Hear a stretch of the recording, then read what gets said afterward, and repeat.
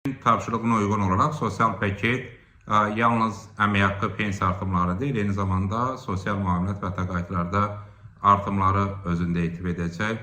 Artıq yanvarın 1-dən etibarən minimum əmək haqqı da, eləcə də fevralın 1-dən etibarən minimum pensiyada artımları oldu. Eyni zamanda əmək pensiyaları, bütün növ əmək pensiyaları indeksləşdirilərək artırıldı. Bu zaman 2024-cü ildə orta aylıq əmək haqqındakı artım faiz əsas götürməklə indeksləşdirmə həyata keçirildi. Bir sıra sektorlarda dövlət məsələlərində çalışan vətəndaşlarımızın əmək haqqlarında da artımlar qeydə alındı. Artıq bu artımlar böyük bir qismi yanvarın 1-dən etibarən qüvvəyə minib.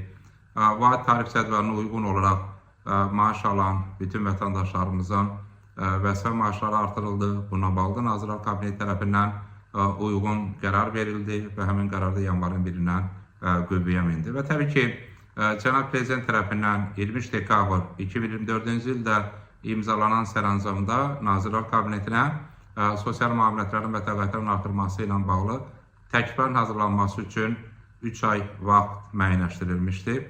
Həmin 3 ay müddətində Nazirlər Kabineti tərəfindən təkliflərin hazırlanması və dövlət başçısına təqdim edilməsi həyata keçirilməli idi.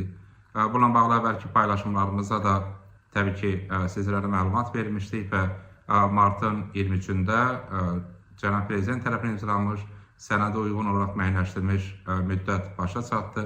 Amma nəzərə alsaq ki, martın 23-cü qeyri-iş günləri idi və Azərbaycanda mart ayında 12 gün qeyri-iş günü oldu. Artıq aprel ayından etibarən iş günləri başlayacaq, yəni qeyri-iş günləri və bayram günləri başa çatır.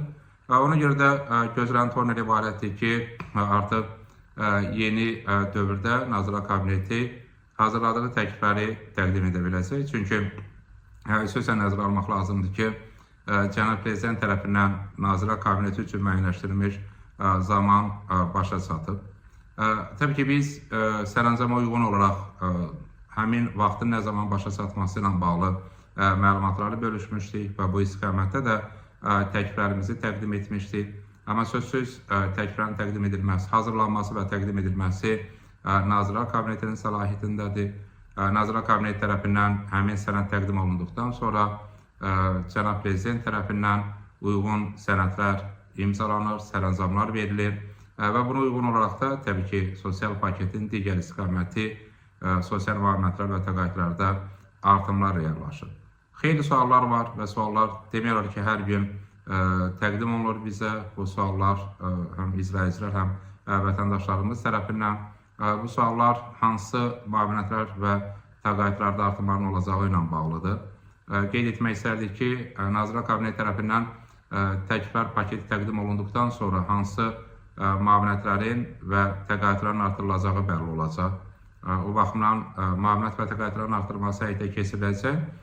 Amma konkret olaraq hansı müavinət və təqaüdlərdə artımların olması bu yalnız təkliflər təqdim olunduqdan və Cənab Prezident tərəfindən sənəd imzalandıqdan sonra bəlli olacaq və təbii ki, o zaman biz bununla bağlı məlumatları sizlərlə bölüşəcəyik.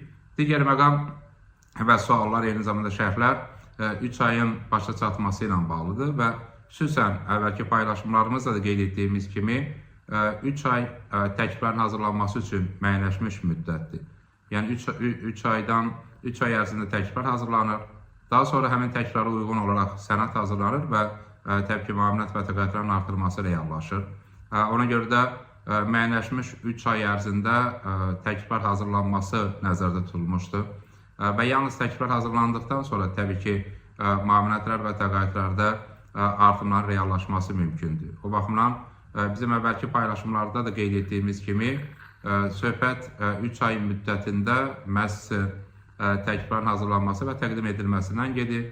Və öncə də qeyd etdiyimiz kimi həmin müddət məhz martın 23-cü başa çatdı, amma qeyri-iş günü olduğuna görə gözlənir ki, aprel ayında təkliflər təqdim olunacaq. Və bundan sonra təbii ki, biz sosial müavinət və təqaüdlərdə artımları müşahidə edəcəyik və sözsüz məhz bu istiqamətdə sənədlər imzalanan zaman artımların nə zaman olması və hansı artımların olması, hansı faizi olması bəlli olacaq. O baxımdan Cənab Prezident tərəfindən 23 dekabr 2024-cü ildə imzalanmış sərəncama uyğun olaraq Nazirlər Kabineti tərəfindən təkliflərin hazırlanması üçün verilən müddət başa çatdı və növbəti mərhələ artıq təkliflərin qiymətləndirilməsi və bu istiqamətdə artımların həyata keçirilməsidir və təbii ki, artımlar olan zaman biz yenə bu istiqamətdə paylaşımlarımızı və məlumatları təqdim edəcəyik.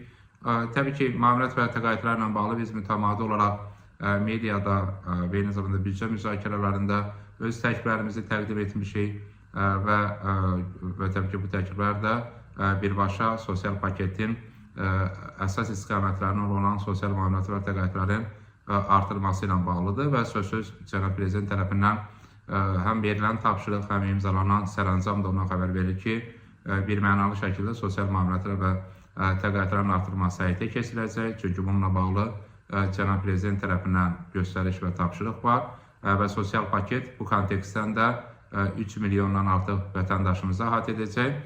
Bu istiqamətdə büdcədən əlavə olaraq 1,6 milyard manat vəsaitin ayrılması nəzərdə